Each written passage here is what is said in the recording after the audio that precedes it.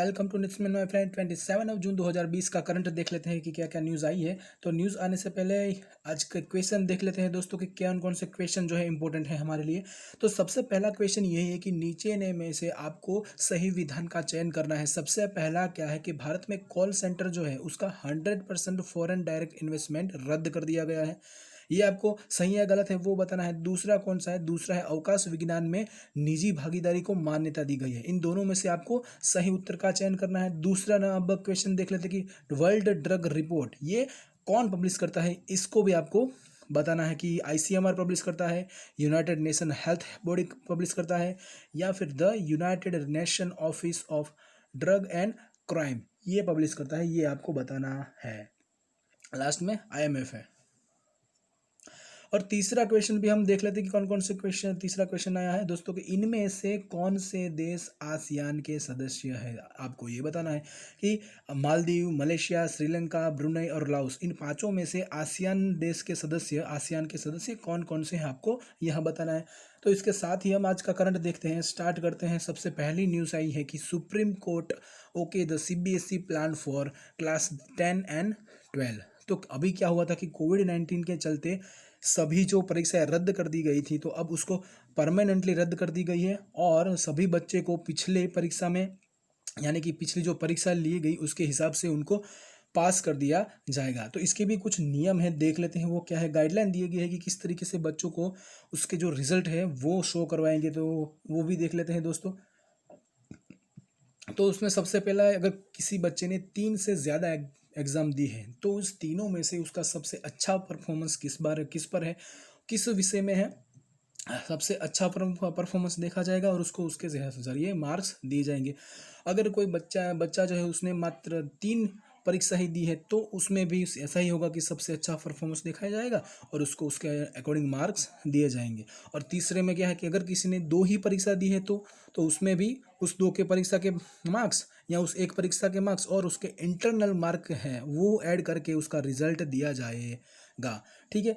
तो अब एक टर्म आया था कि एंटीबॉडी टेस्टिंग, ये क्या है ये भी देख लेते हैं दोस्तों। तो एंटीबॉडी टेस्टिंग क्या है कि जब आपकी बॉडी के अंदर कोई रोग आता है, कोई बीमारी आती है, तो आपकी बॉडी उसको लड़ने के लिए काफ़ी एंटीबॉडी प्रोड्यूस करती है। और कोविड महामारी के में भी आपने सुना होगा कि एंटीबॉडी टेस्ट बहुत बार आपको सुनने का मिलेगा। तो ये कुछ नहीं है, आपकी बॉडी के अंदर एक एंटीबॉडी जनरेट होगी तो उसका ही टेस्ट होगा कि अगर इसकी एंटीबॉडी आपके शरीर के अंदर मौजूद है तो इसका मतलब आपको ये कोरोना वायरस हो गया है और आप ठीक भी हो गए हो। इसकी कोई टेंशन लेने की बात है नहीं। ठीक है। तो अब ये तो हो गया एंटीबॉडी का टेस्ट। अब एक और न्यूज़ देखते हैं कि ममता बनर्जी ने क्या किया। Mamata flies 100% FDI in coal mining. ठीक है। तो अभी ममता बनर्जी सिर्फ पश्चिम बंगाल की चीफ मिनिस्टर है, उन्होंने क्या कहा है कि भाई ये आपने केंद्र सरकार के कहा कि आपने 100% एफडीआई कोल माइंस में तो कर दिया, कोल सेक्टर में 100% एफडीआई तो कर दिया, लेकिन अभी प्रॉब्लम क्या है कि एक तरफ आप ये करते हो तो दूसरी तरफ आप क्या करने वाले हैं, कुछ स्वनिर्भर भारत मिशन भी आप चला रहे हैं। तो आप मतलब ये बस कन्फ्यूजन है कि अगर हम स्वनिर्भर भारत मिशन का जिक्र करते हैं तो उसमें ये जो 100% एफडीआई जो है वो उसको काफ़ी हद तक अफेक्ट करेगा।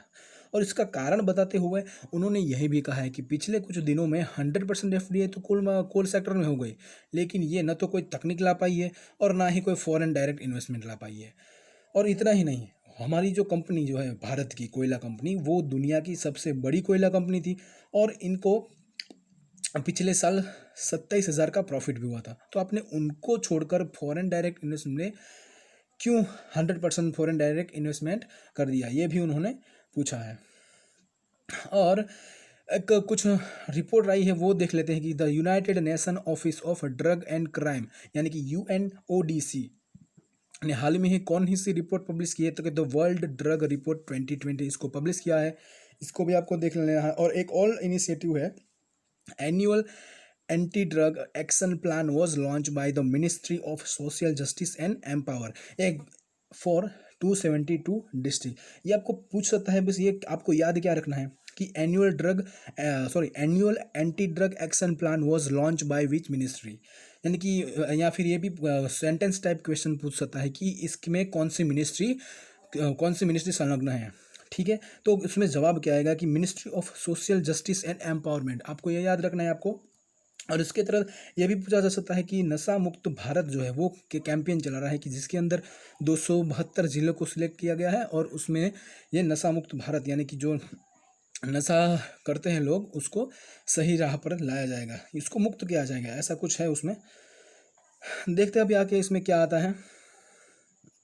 और अभी एक आसियान कंट्री का डिस्प्यूट चल रहा है, आपको पता हो तो वो कुछ टापू है जो जिसके बारे में वो आसियान कंट्री के अंदर वो एक टापू के लिए डिस्प्यूट चल रहा है। तो देख लेते हैं आसियान क्या है। Association of south east Asian nation, इसका पूरा नाम ये है। और ये क्या है कि ये बेसिकली क्षेत्रीय संगठन है, एशिया और प्रशांत महासागर के राष्ट्रों के बीच का जो तनाव है ये कम करता है, और राजनीतिक और सामाजिक स्थिरता को भी ये बढ़ावा देता है। और इसका हेड क्वार्टर कहाँ है? हेड क्वार्टर हमें जकार्ता में है, इंडोनेशिया जकार्ता में है।